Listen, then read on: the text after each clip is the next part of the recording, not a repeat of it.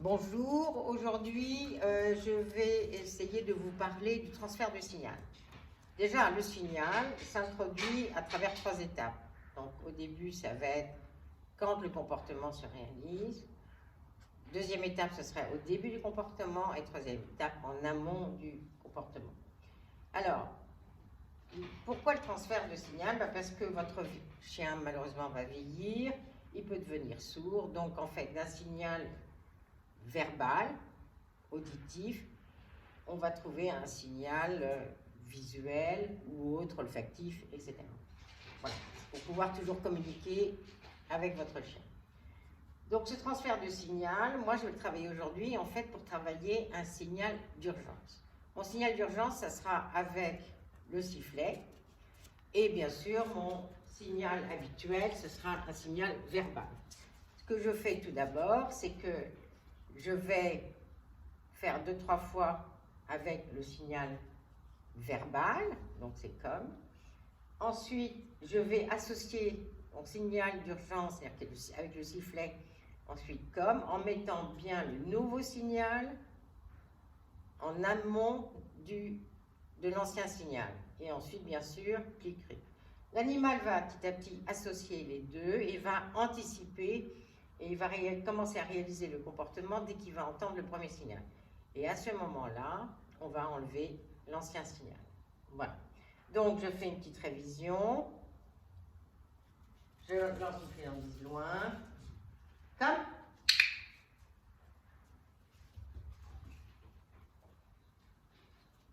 Comme.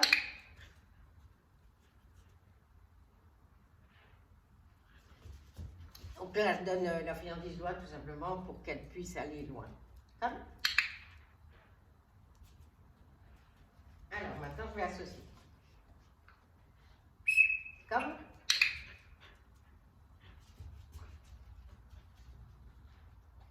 Comme.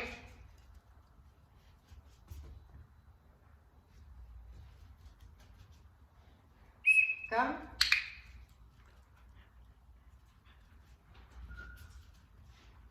Comme.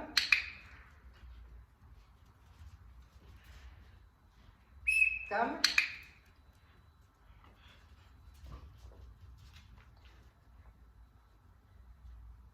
Comme.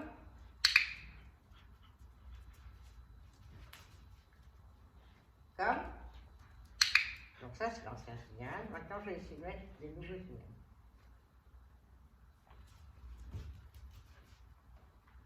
Comme.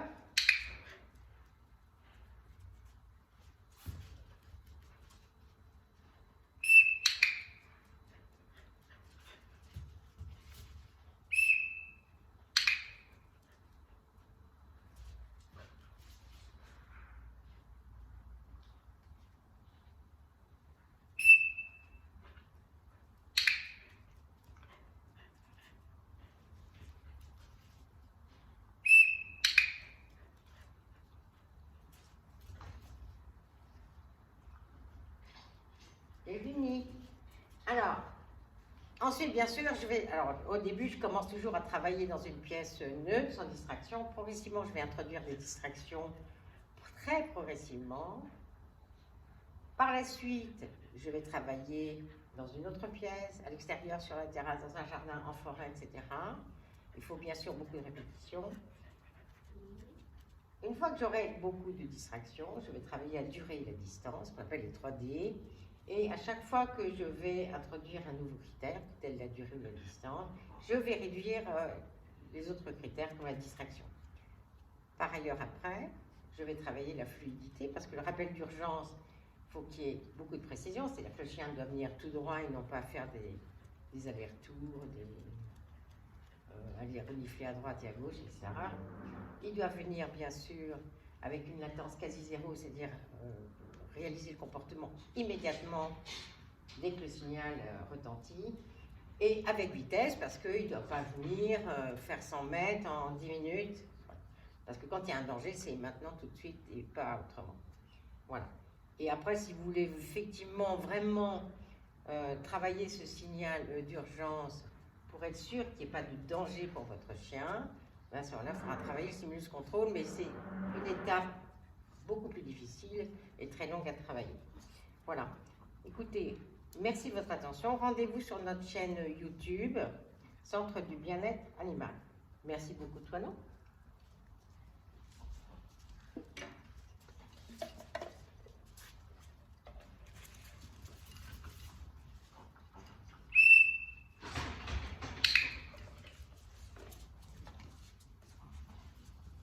Voilà.